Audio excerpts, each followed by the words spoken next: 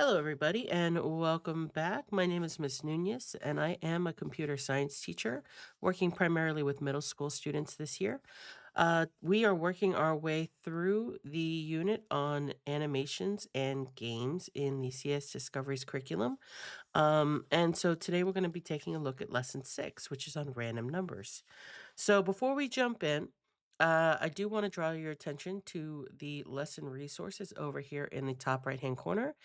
And if we click on this, it will open up a new tab that shows us the new code that we might or might not have seen before. It shows us a resources page that if you click on will open up a handout that actually gives you really nice detailed information on how to use random numbers. And then we have the levels that we're going to go through. So the code that is introduced is random number min and max. And what that means is that anytime we use this code, the computer is going to randomly select a number somewhere between the number that we put here in the min parameter and some number that we put here or before we get to the max number. All right. And so it's really, really good for doing surprise things or doing random things. So that's what we're going to look at today. If you're a person that likes having that paper copy, you can always print this out, put it in your binder, and refer back to it as we go through this. But for those that don't, that's fine too. So let's get started with level one. As you can see, these are all white bubbles. I have not looked at any of this yet. I could look at the teacher's manual, but I'm not going to. We're going to learn about this together. So first level says predict. The code below introduces a new math block, random number. Try to predict what will happen when you press the run button. Write down what you think will happen when you press the run button, run the code, and compare your screen with the neighbors.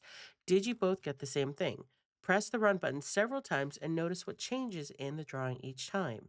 So it says background tomato, fill orange, and then ellipse random number 200, 400, 250, 50.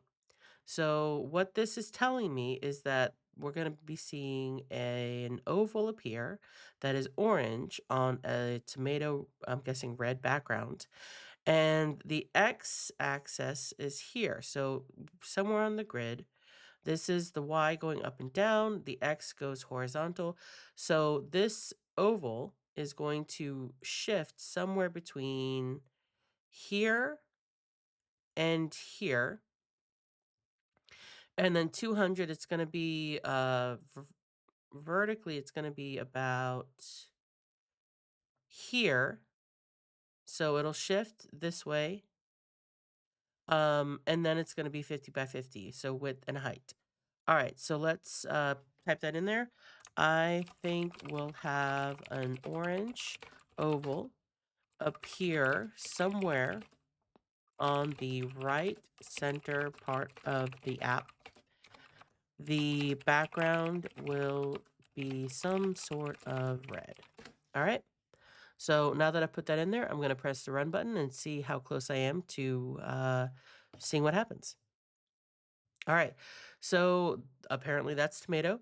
So that kind of reddish. And then here's the dot. So like I said, center rightish. So if we reset it and run it again, well, now the orange dot is over here.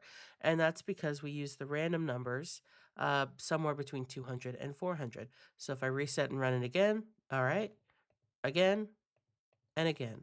So it's just going to randomly pick a spot somewhere between here and here each time we run it. So now that we've predicted and we've seen what it does, we're going to move on to level two. And by clicking the orange finish button here, press continue, and I'll see you on the next level.